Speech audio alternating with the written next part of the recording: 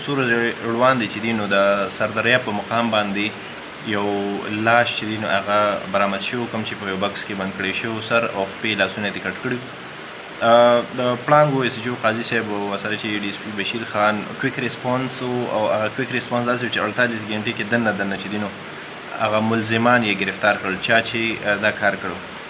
هغوی چې کوم انټرویو ورکړی په هغه انټرویو کې هغوی دا په خپله انکشاف کړی دی. دوی ویلي دي چې یاره موږ چې دی نو دا کس به راتو زموږ د زنانه بدنامي به یې کوو، زموږ د زنانه بدنامي پسې راتو، بل 4 لک روپو خبره یې کوله چې د 4 لک روپۍ یې زموږ نه غوښتې.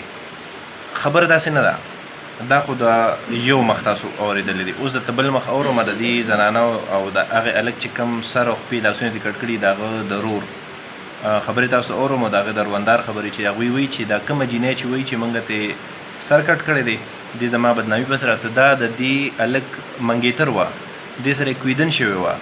او بل دغه هلک چې دی نو تاسو ته په دې فوټیج کې ښیمه دا کور چې کوم تاسو وینئ نو دا کور چې دی نو دا دغه هلک حصه وه او ده په 18 لک روپۍ خرڅ کړی و د سخر په وینا باندې. او سخر ورته وایي چې رونو سره تعلق پرېږده او ته راځه موږ سره دیره شه. او دا هلک تللی و هلته سخر سره دیره شوی و. شیخ چې کوم تاسو وینئ دا چې کوم لګیا دی په خپله وایي چې یاره دا موږ بدنامي پسې راته مړ کوم او په دې وجه مړ کوم او د خلکو بدنامي پسې ګرځېدو. نو دا کس چې دی نو دا جینۍ دغې هلک له اوس ورکړې ده، د دې هلک دا چې کوم یې مړ کړی دی د ده نه یې دا خلاصه کړه او دغې هلک له یې ورکوله او دې یې د منځه لر کو. اوس باقي چې څه دي هغه خو عدالت کوي او دغه سخر چې لا تر اوسه ته پورې ګرفتار نه دی. اب هم څو ورځې کې دننه چې نو پولیس چې دونه کویک ریسپانس نو ډېر زر به دغه هم ګرفتار شي. خو دا سوچ خبره دا ده چې د 18 لک روپۍ دغه سخر یوړې یا دغه جینۍ دا کیس به هم دغه اړخ ته تابعېږي. بله خبره دا چې د هلک خپل کور خرڅ کړی دی او دوی غلط بیاني دغه کړې ده چې دوی وایي چې دا موږ زموږ بدنامي له راته، حالان کې دا جینۍ د دغې هلک چې کوم مړ شوی دی د ده منګیتر ده. تاسو وورئ باقي قصه د دې د روندار نه او د دې د رور نه بیا واپس راځو. زما نوم دی مقصود جان، موږ د نوبهار کالني اوسېدونکي یو او زما دا رور چې کوم و عیسی هغه د خپل سخر سره چې کومه د دې ځای نه بوتلو دا کور یې پرې خرڅ کړه او هلته یې د دې په بهانه بوته چې یاره تعالی مونږ دلته کور هم جوړ کړو او دلته به ته مونږ سره اوسېږي. او بیا چې څه وخت تېر شو دته واده غوښته ځکه دا جینۍ مونږ غوښته نو دې د دې دغه لپاره بیا یې مړ کړی د پیسو په وجه. د سایره زه مقصود کوروالی یم او د عیسی خان روندار یم. جدي مو سره ډېر زیاتې کړی دی. دې هلک له مونږ قیدن وکړه. دې چې دا کم انظامات لګولي دي دا ټول دروغ دي.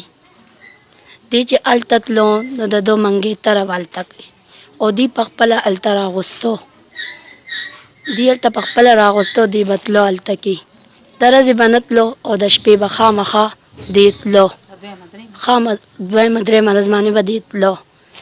دې ورته بیا داسې چلو کړو چې دې ورته دا کور خرڅ کړه، دا کور خرڅ کړه او هلته راځه مونږ تاسو له کور هم والو په دې پیسو او واده به هم له وکړو.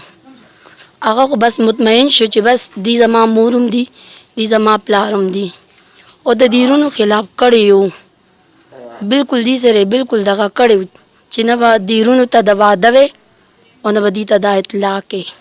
بلکل د دیرونو نه جدا کړو او چې بیا موږ ته 3 ورځې پس پته ولګېده د ده نه سر و نه لاسونه نه خپې.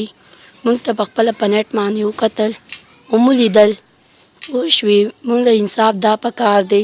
موږ سره پولیس شکر الحمدلله ډېر امداد وکړو چې کسان یې ګیر کړ الحمدلله. الله لاک لاک لاک شکر دی.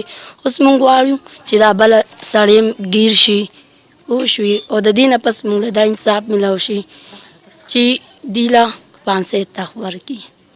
تاسو د عیسی خان د رور او د هغې د روندار خبره واورېده او هغوی هم دغه خبره کوي، دغه الزام هم لګي، بلکې د هغه ځای ګواهان دا خبره کوي چې کوم په دې منګنۍ کې شامل وو د کومه ورځ باندې چې منګني شوي وو په دغه ورځ باندې هغوی دا خبره کوي چې د دې جینۍ او دا چې کوم عیسی خان مړ شوی دی د دې هلک سره منګني شوې وه او دې واده غوښته خو 18 لک روپۍ دغه سخر دغه جینۍ او دغه هلک چې د کوم تاسو وینئ د قاتل چې دی نو دې کسانو چې دي نو د 18 لک روپۍ په ټولو دپاره دا هلک مړ کړ او د ده نه سر او خپې لاسونه کټ کړل او داسې یو قسم الزام یې پرې ولګو کوم چې تاسو څو ورځې مخکې په میډیا باندې هم وکتو سوشل میډیا باندې هم وکتو چې یاره دې د بدنامي لپاره ورته، حالانکې داسې نه وه.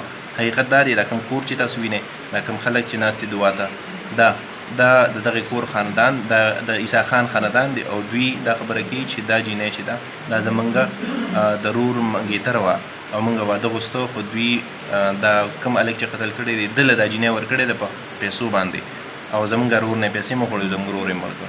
باقي د عدالت کار دی او ستاسو رایې ده چې تاسو په دې حوالې سره څه